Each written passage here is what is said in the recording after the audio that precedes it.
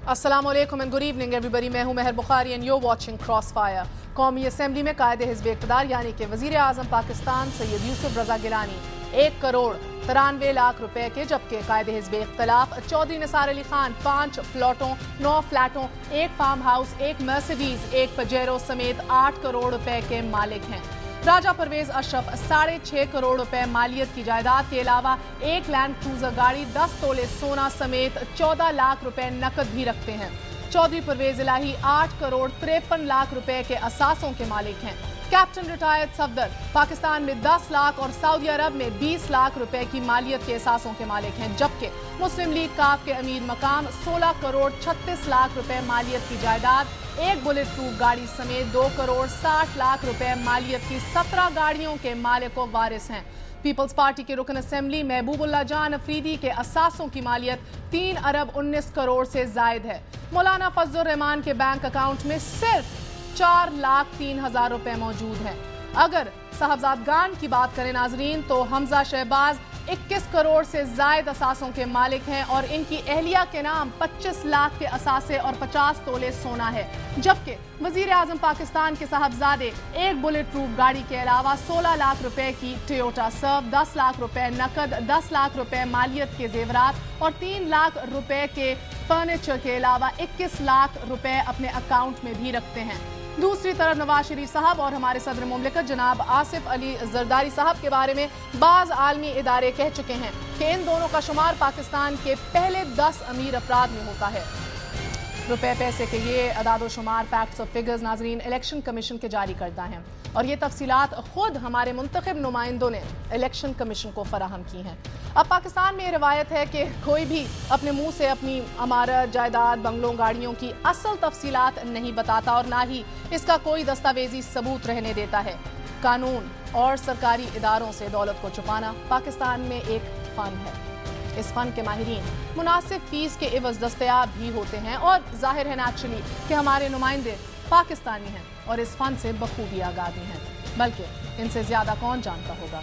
अलबत्ता इनका तर्ज जिंदगी, मेयार जिंदगी, लाइफ स्टाइल, इनका जाहो जलाल और रहन सहन इनके बताए हुए असासों की चुगली खाता है। बहरहाल मूविंग फॉरवर्ड, अल्लाह हमारे इन नुमाइंदों को इससे भी ज्यादा दे कि जितना वो छुपा रहे हैं, लेकिन साथ उनको ये तौफीक भी अता फरमाए कि वो आवाम का दुख दर्द समझें और उनके लिए कुछ करें। बाप की जान की सलामती की दुआएं मांगती लैला पर जो है सोमाली पायरेट, सोमाली गजाकों को तो रहम आ गया लगता है, लेकिन हुकूमत को इस पर तरस नहीं आया। मोहलत खत्म होने में सिर्फ 48 घंटे बाकी रह गए थे कि सोमाली गजाकों ने 15 रोज की मजीद मोहलत दे दी है। अब इन 15 दिनों में लैला के बाप समेत 3 पाकिस्तानियों की रिहाई के लिए 5 करोड़ रुपए इकट्ठे करने हैं।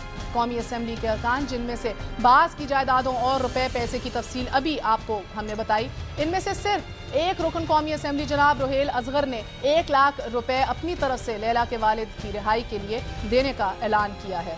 बाकी सब 341 सोए पड़े हैं। हुकूमत और दीगर हुक्मरान तबके को कैसे जगाएं कि लैला यतीम होने से बच जाए। आज आप फोन उठाइए और हमें तजवीज़ दीजिए कि हुकूमत को कैसे एहसास दिलाएं कि शहरियों की हिफाजत करना उसी की जिम्मेदारी है, उसी की रिस्पॉन्सिबिलिटी है। या फिर कभी ड्रोन हमलों, कभी खुदकुश हमलों, तो कभी बहरी गजाकों के हाथों मरना पाकिस्तानियों का मुकद्दर है, क्योंकि हमारी हुकूमतें सिर्फ लगता है गोरों की ही तहफ़्फ़ुज़ करती हैं। और इसका सबूत यह है नाज़रीन कि हमारी हुकूमत के पास रेमंड डेविस की रिहाई के लिए 21 करोड़ रुपए तो हैं, लेकिन अपने शहरियों की रिहाई के लिए 5 करोड़ नहीं।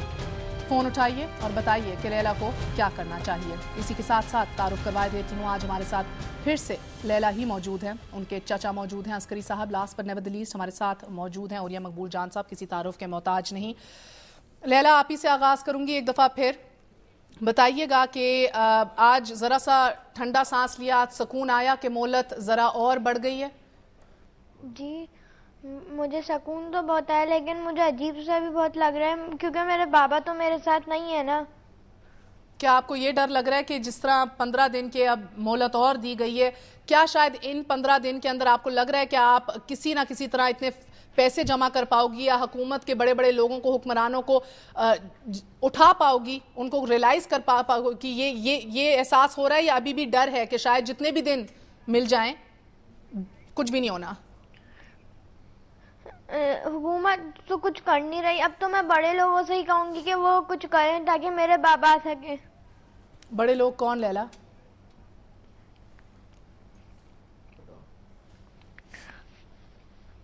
बड़े लोग कौन? बच्चे? आवाम के जितने भी बड़े लोग हैं वो तो कुछ कर सकते हैं। पैसे दें हम लोग के साथ फंड रेजिंग में हिस्सा लें ताकि मेरे बाबा आ सके। लैला मुझे ये बताओ, अभी तक 9 से 10 महीने गुजर चुके हैं, ये टाइम आपने कैसे गुजारा है? मुझे बिल्कुल भी अच्छा नहीं लगता, ना तो मुझे घर में ना तो कहीं स्कूल में। मुझे बहुत बुरा लगता है। मेरे पापा मुझे स्कूल छोड़ने जाते थे, वो हमें बहुत सी जगह लेके जाते थे। मुझे रात में मेरे पापा याद आते हैं, मैं उनकी तस्वीर ले लेके सोती हूँ और बहुत रोती हूँ। मुझे रात भर उनके बगैर नींद नहीं आती।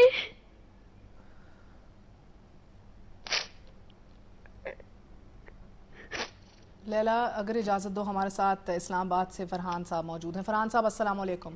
वालेकुम अस्सलाम। फरमाइएगा। अच्छा, मैं आपसे एक रिक्वेस्ट करता हूँ कि आप इन जो हमारे हुक्मरान हैं या हमारे एमएनए हैं, इन सबको आप दफा करें और इस बच्ची का अकाउंट नंबर हमें दे। हम कोशिश करते हैं, मैं इस्लामाबाद में छोटा सा एक बिजनेस करता हूँ, कुछ मैं अपने दोस्तों को कहूँगा तो इंशाल्लाह कहीं ना कहीं तक हम इनको पहुँचाएंगे। और इनको जो हमारे हुक्मरान हैं इनको तो दफा करें, आप एक तरफ करें। और मैं इनकी मदद करना चाहता हूँ। मेरे भाई हैं बाहर, उनको मैं कहूँ इनकी हेल्प करें। और मैं पहले फंडिंग करता रहूँ दूसरे मकामात पे, सैलाब और दूसरे किसी चीज़ों में। फरहान साहब आपको अल्लाह खुश रखे, बहुत बहुत शुक्रिया। इनका अकाउंट नंबर जो है अभी चलेगा स्क्रीन के ऊपर एक दफ़ा फिर। मैं अस्करी साहब आपकी जानिब आऊँगी। लैला का दुख दर्द तो कम नहीं होगा। 15 दिन, 20 दिन, 30 दिन, साल भी आगे कर दिया जाए, ये दुख बढ़ता ही जाएगा, फ्रस्ट्रेशन बढ़ती चली जाएगी। मुझे ये बताइएगा कि आज इस 15 दिन की मोहलत से पहले क्या आपको किसी ने यकीन दिलाया? कमर जमान कायरा साहब को हम टेलीफोन पे आज लेने की कोशिश करेंगे क्योंकि वो वादा करके गए थे इस प्लेटफॉर्म से, उनका फोन आया? शुक्रिया बहुत बहुत, आपने दोबारा मुझे रहमत दी और हमारे इस इशू को बहुत अच्छी तरह से आप उठा रहे हैं, हमारे दुख दर्द में बराबर की शरीक है।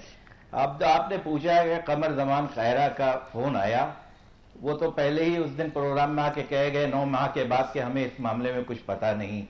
फोन तो दूर की बात, अभी तक किसी अरबाब इख्तियार का किसी का फोन नहीं आया। हाँ, आज मेरे मुत्तहदा के लोगों से बात हुई और उन लोगों ने वादा किया था कि आज अल्ताफ साहब खुद आके रिक्वेस्ट करेंगे। और जैसा कि मैंने आपके भी चैनल के तवज्जुह से देखा कि वाकई उन्होंने इल्तिजा की है, रिक्वेस्ट किया, इनकी रिहाई का मुतालबा किया है। अभी तक अरबाब इख्तियार से किसी की कोई कॉल नहीं आई, तो मैं और क्या करूं। जहां तक अब जो 15 दिन की मोहलत मिली है, तो ये हमें हमारे अंसार बर्नी की सेक्रेटरी से मेरी बात हुई, उन्होंने बताया, अंसार बर्नी ने उन्हें बताया था दुबई से कि वो कल हिंदुस्तान के लिए रवाना हो रहे हैं। उन्होंने कहा कि पाकिस्तान में तो इतना फंड रेज नहीं किया जा सकेगा, तो मेरे कुछ वहां भी और क्लाइंट से मैं कोशिश करूंगा कि वहां से भी कुछ इस सिलसिले में फंड रेज हो सके ताकि जल्द से जल्द रिहाई मुमकिन हो सके। और उन्होंने इस दौरान में कज़ाकों से डिस्कशन करके कुछ शायद $1 लाख देकर इनकी रिहाई की मुद्दत जो है और तावान के जो डेडलाइन जो दी थी 15 दिन की, इसमें मोहलत ली है, जैसा कि उनके सेक्रेटरी ने बताया था। अच्छा अस्करी साहब, एक से इजाजत दीजिए, आप लोगों को भी बता दिया था इससे। और साहब आपकी जानिब भी आऊंगी। कैसर महमूद साहब कराची से मौजूद हैं। कैसर साहब अस्सलाम वालेकुम, फरमाइएगा। वालेकुम सलाम जी, फरमाइएगा। तो फरमाना तो ये है कि ये देख रहा कि वो रेमंड डेविस को ये 20 करोड़ दे के चला सकते हैं, तो पाकिस्तानी होने के नाते आप इसको 1-2 करोड़ 5 करोड़ दे के नहीं चला सकते। हमारे साहब के पास इतना पैसा है, हमारी कौम के पास इतना पैसा है, तो ये क्या कर रहे हैं? बहुत बहुत तो ये आप शुक्रिया। मेहरबानी करें, कुछ गरीब। कैसर साहब बहुत बहुत शुक्रिया। क्या कर रहे हैं हम औरिया साहब? देखिए, कौमों का बड़ा अजीबोगरीब मामला होता है। हम तो बुनियादी तौर पर कौम है ही नहीं इस तरह। मैं अमेरिकन कॉन्स्टिट्यूशन का आपको जिक्र करूं, हम कौम है ही नहीं, बुनियादी तौर पे नहीं है। उसकी वजह बुनियादी तौर पर वजह यह है कि हमारे यहाँ एक तवील अरसे के साथ इंसान की अहमियत जो है उसको उजागर किया ही नहीं गया, बड़े लोगों को किया गया। अमेरिकन कॉन्स्टिट्यूशन के अंदर आर्टिकल 11 है, वो पता है किस बात पे था ये कज़ाक होते थे सोमालिया में और इस इलाके के अंदर और ट्यूनिस के इलाके के अंदर। तो उन्होंने एग्रीमेंट किया था खिलाफत उस्मानिया के साथ, और उसमें लिखा था कि चूंकि हमारी मुसलमानों से कभी झगड़ा नहीं हुआ और हम उस मजहब के खिलाफ नहीं हैं और ना हम दुनिया में किसी मजहब के खिलाफ, जहां से सेकुलरिज्म का रूट निकालते हैं, जी जस्ट टू सेव कि उनके जहाज जो हैं और उनके शहरी महफूज रहे। फिलिपीन पूरी जिंदगी उसकी जो है अमेरिका की डिपेंडेंस के ऊपर है। इराक के अंदर उनका एक ड्राइवर जो था वह अगवा हुआ था और उस ड्राइवर को उन्होंने पकड़ा था और उन्होंने कहा था कि अपनी फौजें वापस ले जाओ। फिलिपीन का सदर पार्लियामेंट में आया था और उसने कहा था कि ये एक ड्राइवर जो है ये पूरा फिलिपीन है, this one single driver is entire Philippine. फौजें वापस बुला ली थी जिनकी पूरी की पूरी इकोनॉमी की 25% बेस करती है, अमेरिकन अड्डे किराए देते हैं और उस पर बेस करते हैं। मैंने आप खुद सोचें कि ये छोटे छोटे वाकयात आपको कौमों की तारीख में हर जगह मिल जाएंगे, लेकिन हमारा मामला यह है कि मैं एक वाकया सुनाता हूं आज से कुछ 6-7 साल पहले। मैं एक छोटा सा ब्रेक ले लूं। हम कौम हैं कि नहीं है, आज या आज साबित कर दीजिए। लैला हमारे साथ मौजूद हैं और हम कोशिश तो ये करेंगे कि इनको बुलाते चले जाएं, मगर हमारी कोशिशों से शायद ये अब मोहलत मजीद आगे तो ना हो सके, मगर शायद ये बच्ची यतीम होने से बच सके। आप कॉल भी कर सकते हैं, वापस आके आपको कुछ पॉलिसी करप्शन का भी बताएंगे और कमर जमान कायरा को आज लाइव टेलीफोन कॉल के ऊपर भी लेंगे। हमारे साथ रहिएगा।